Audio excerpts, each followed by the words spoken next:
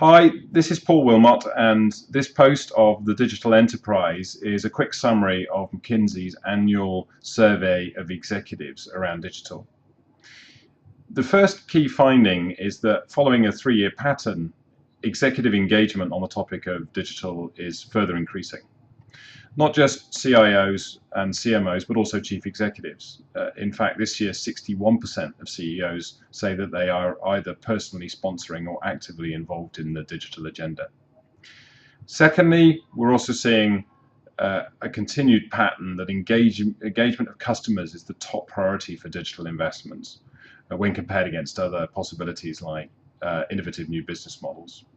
And I guess this is no surprise given we're seeing a rapid shift in many sectors of buying behaviors from physical to digital channels, and therefore you need to keep up the engagement or risk losing market share.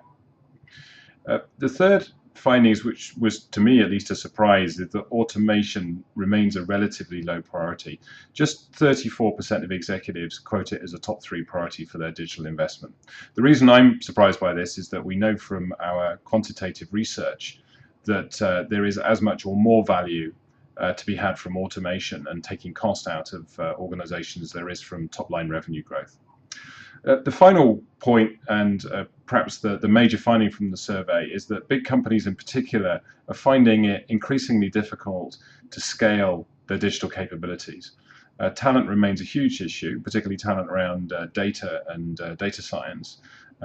Overall, 90% of executives said that they were having some trouble sourcing the talent they needed for digital. For large companies, also over a third of companies, nearly a third rather, of companies quote organizational structure as their biggest challenge.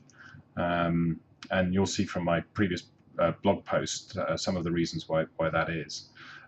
Also, I thought it was interesting that around a quarter of companies felt that inflexible processes are also a constraint to continual scaling of digital.